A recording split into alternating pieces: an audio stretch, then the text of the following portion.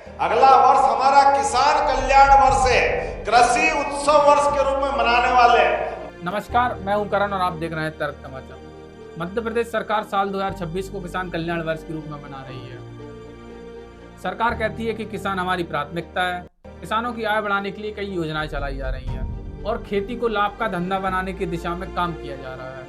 लेकिन मैं आज आपसे सरकारी विज्ञापन की नहीं बल्कि खेत की हकीकत की बात करना चाहता हूँ, क्योंकि किसान का कल्याण मंच पर दिए गए भाषणों से नहीं मापा जाता। किसान का कल्याण तब दिखता है तब उसे उसकी फसल का उचित रेट मिले, तब उसे समय पर खाद मिले, तब उसे समय पर डीजल मिले, उसे अपनी फसल के नुकसान का मुआवजा मिले और उसे अपनी खेती करने के लिए सिस्टम से ना लड़ना पड़े। और आज मध्य प्रदेश का किसान यही सवाल पूछ रहा है।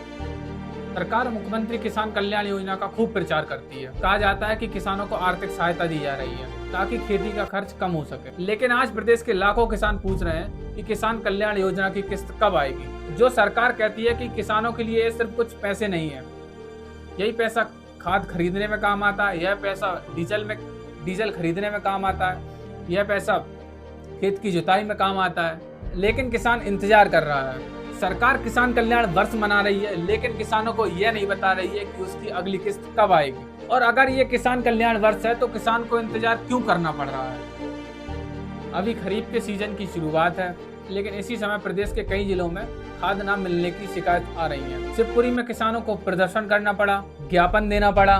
किसानों का कहना है कि ई टोकन की व्यवस्था ने किसानों की परेशानी बढ़ा दी है। कहीं सर्वर नहीं चल रहा है, कहीं टोकन बुक नहीं हो रहा है, कहीं फार्मर आईडी नहीं बनी है और कहीं तो टोकन मिलने के बाद भी खाद नहीं मिल रहा है। और अशोकनगर में किसानों के बयान सामने आए कि उन्हें रात भर जागकर टोकन बुक करना पड़ रहा है। जरा सोचिए, जिस किसान को सुबह खेत में काम करना है वह रात 2 बजे मोबाइल हाथ में लेकर टोकन बुक करने की कोशिश कर रहा है। क्या यही डिजिटल इंडिया का किसान है? क्या यही किसान कल्याण है?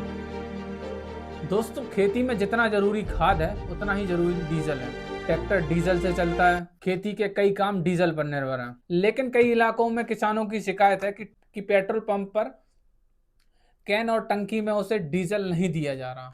किसानों का कहना है कि उनको कहा जा रहा है कि ट्रैक्टर लेकर आओ तभी डीजल मिलेगा। अब सोचिए, जिस किसान का खेत गांव से दूर है उसे सिंचाई के लिए डीजल चाहिए, जिसे खेत पर मशीन चलानी है, वह बार बार पेट्रोल पंप के चक्कर लगाएगा तो खेती कब करेगा।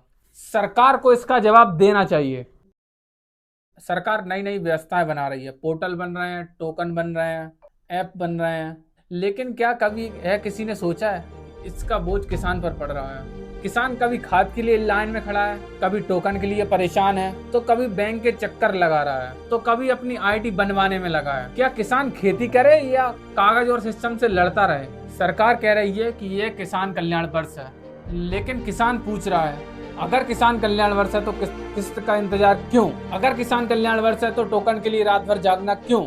अगर किसान कल्याण वर्ष है तो डीजल के लिए संघर्ष क्यों? अगर किसान कल्याण वर्ष है तो किसान प्रदर्शन क्यों कर रहा है? सरकार को बुरा लगे अच्छा लगे, लेकिन यह सवाल पूछना जरूरी है, क्योंकि किसान सिर्फ एक वोट नहीं है, किसान सिर्फ एक आंकड़ा नहीं है।